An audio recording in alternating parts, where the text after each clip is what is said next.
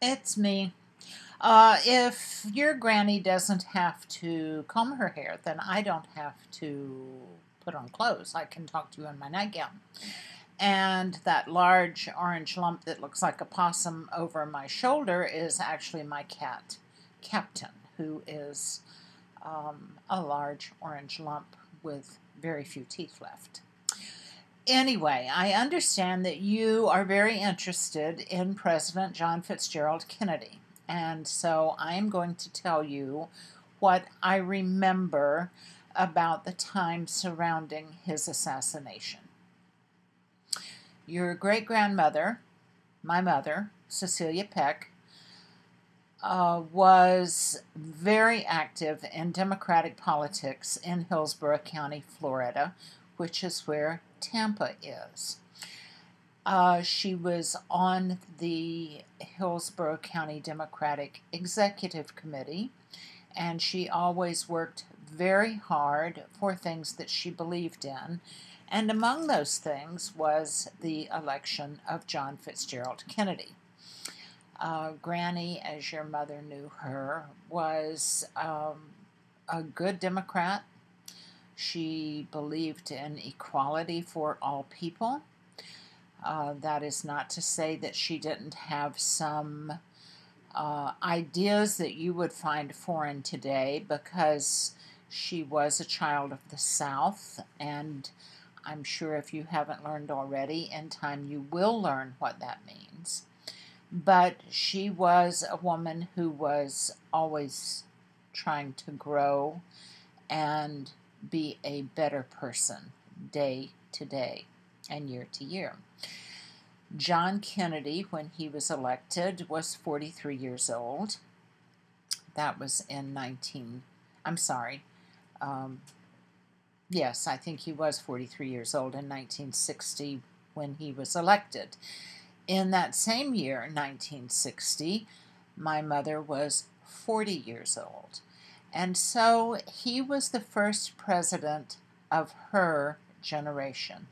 The previous president, Dwight Eisenhower, I believe, was born in the 19th century. And so President Kennedy was the first president to have been born in the 20th century, and he was only 3 years older than my mother.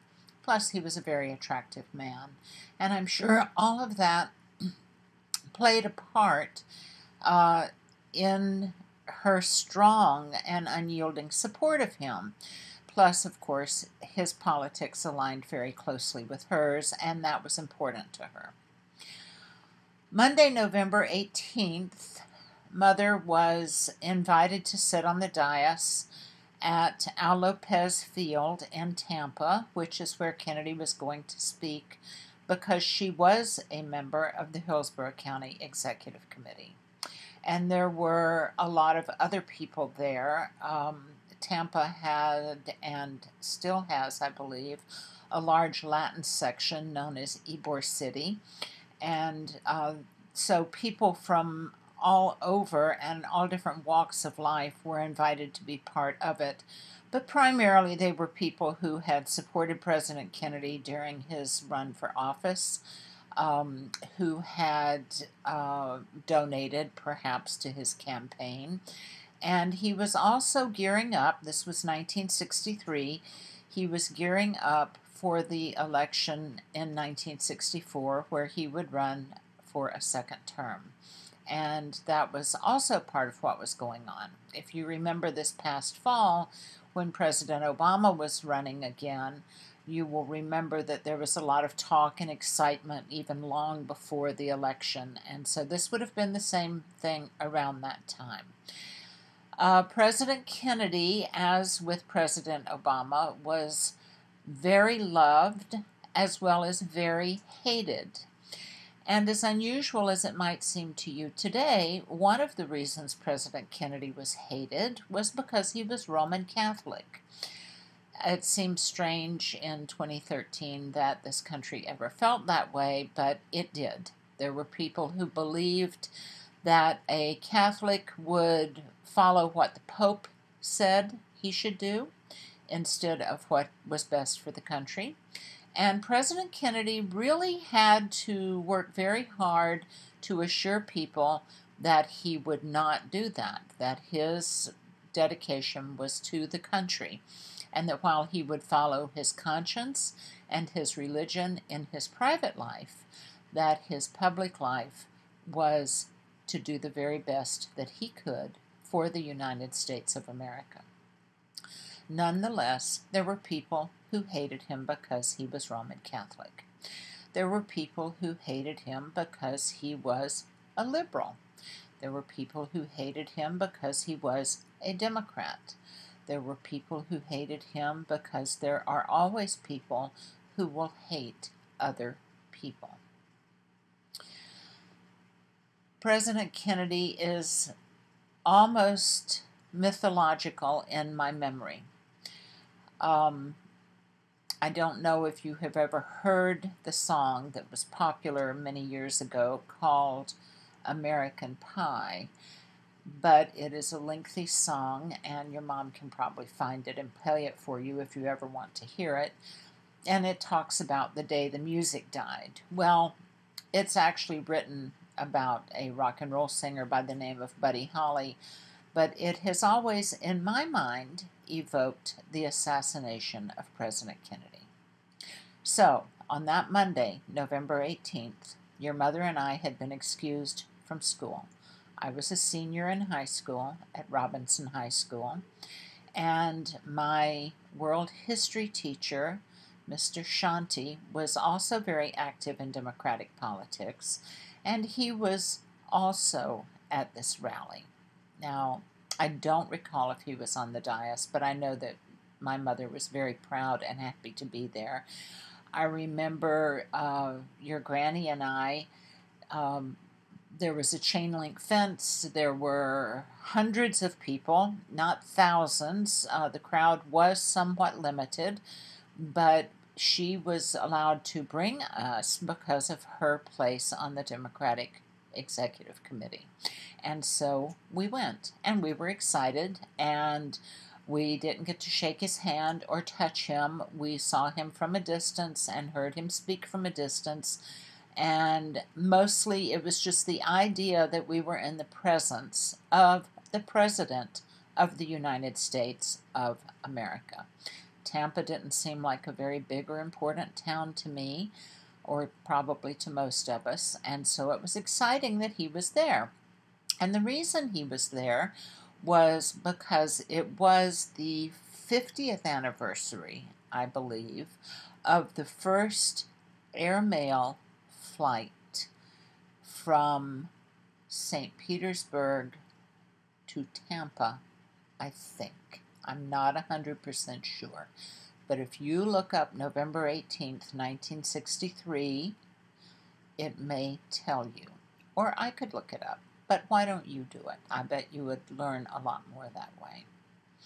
So President Kennedy spoke, and we were crushed by the crowd, and then he left and walked through the crowd and shook hands with people, and the Secret Service was there, and they hurried people along and hurried him along, and he finally got into his limousine, and then he went somewhere else, and I don't know where.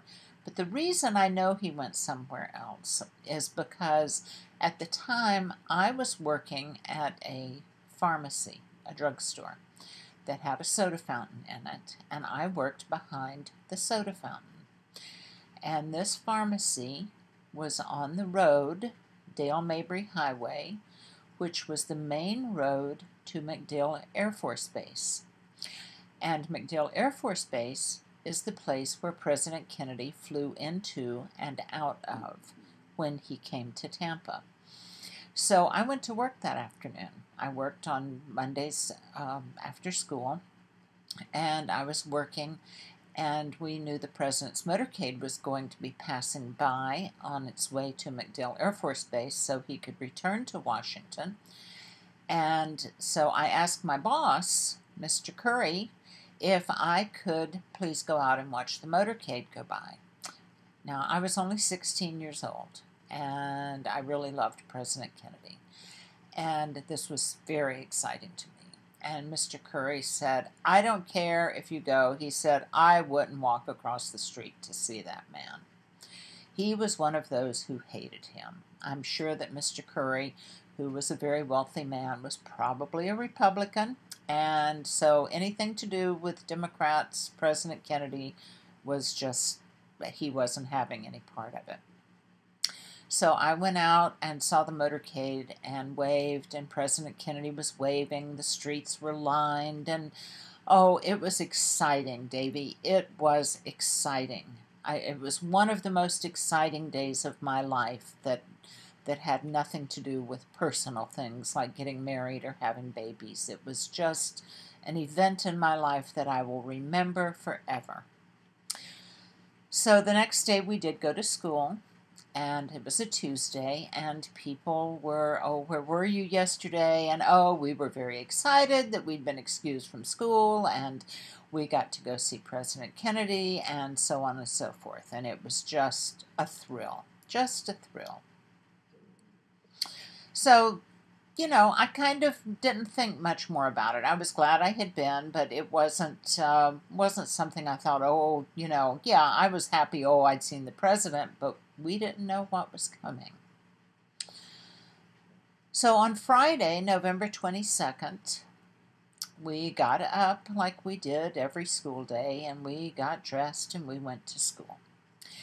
And we were in school, and it was just before lunchtime, and something came over the intercom, and it was kind of staticky, and it sounded kind of like somebody had turned the radio on over the intercom, and we just kind of heard Dallas, Texas, and then there was more static, and then the intercom was turned off, and then somebody in my classroom, I happened to be in an American history class at that time, somebody in my classroom said, "President Kennedy's in Dallas." And then the principal of my school came on the intercom, and he said, I don't know exactly, but it would have been something like, "Attention, everyone. We are sorry to have to tell you that President John Kennedy was assassinated and has died in Dallas, Texas today." Well, the shock and the screams and the wails and the expressions of grief and the tears happened instantly. We were old enough. We were young adults. We were older than your granny, so we perhaps understood a little more. My history teacher, Mrs. Little, was in shock. I'll never forget her face. And just then Mr. Shanti, the world history teacher I told you about earlier, came into the room with tears streaming down his face. Now, Davy, I could no more have imagined Mr. Shanti crying in my whole life if I had tried to imagine something. I couldn't have imagined this. And he said, "Today, I am ashamed to be an American." And that's also something I could never have imagined he would say. But we were all upset, and we were all distraught. And school was canceled for the day. And we went home. It happened that it was a Friday, and we had a football game scheduled for that Friday night. And there was great discussion, should we have it or shouldn't we have it? Would it be proper to have a football game on the night of the president's assassination, or should we just put it in the bag and say forget it? Part of me says we had the football game. And I think we might have, because I think there was an out-of-town team coming. And they were already on their way.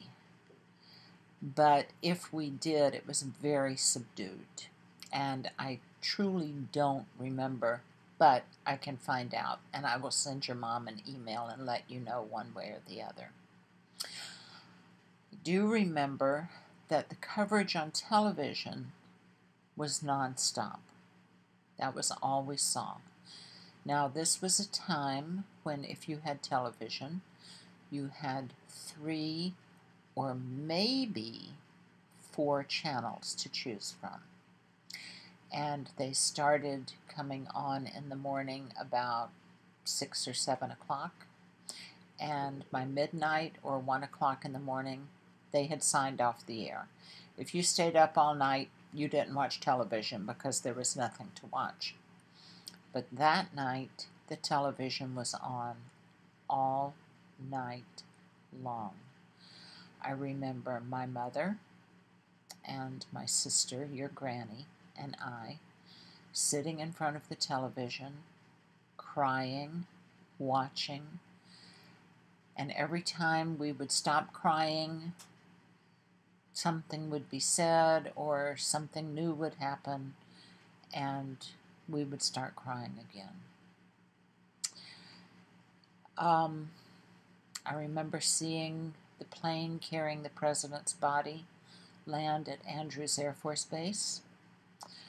I remember seeing Mrs. Kennedy get off of the plane in her pink suit with the blood stains on it. I remember seeing the president's brothers and Mrs. Kennedy. I remember feeling so incredibly sad for his children. His daughter Caroline was just a little girl, maybe 5 or 6 years old, and his baby John, I think, was only 2 or 3. They weren't with him, but I knew that they would wake up the next day to the news that their dad had died. And for us, it was our president, but for them, it was their daddy. And I just remember being very sad about all of that. So it was a very tough evening and night and time. The next day, Saturday, November 23rd, I was scheduled to work that afternoon at the pharmacy where I worked.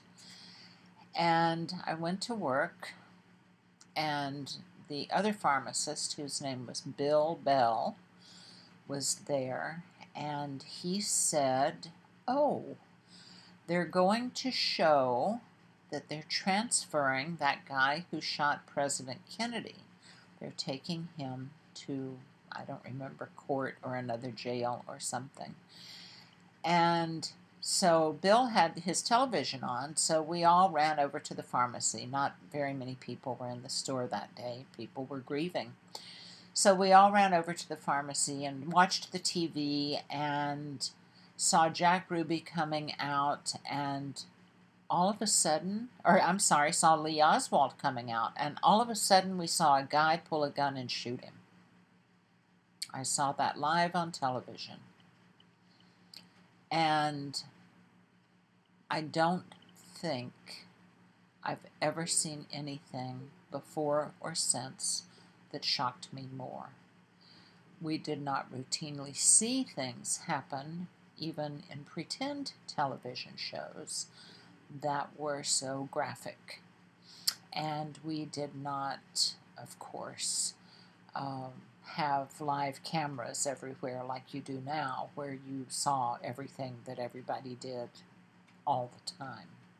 This was very unusual, and this was a very shocking thing to see. And I will never forget it. The rest of the week went by in a blur, the following week, I should say. When we got to school on Monday, I think, I'm trying to remember if Monday was a national day of mourning. It may have, or actually maybe the day of his funeral was a national day of mourning. At any rate, we had a big display case in our high school, and for the rest of my senior year, That display case was devoted to President Kennedy and to the assassination. I remember watching every minute of his funeral. I remember seeing his coffin and people walking by it and kneeling by it and praying, and I remember the procession to Arlington Cemetery and watching the burial. And it was perhaps the saddest time of my young life. And I cannot believe that this year will mark 50 years since it happened, because the memories of it are so vivid and the reality of it so strong that it still seems in some ways like I'm that 16-year-old girl who witnessed a horrible event, who learned of the death of her president, the man she had seen in person just a few days before, a man she admired, loved from afar, and who she knew was a hero to her mother and to many others. The death of a president is a sad and tragic thing, and we should pray in this country that it never, ever happens again.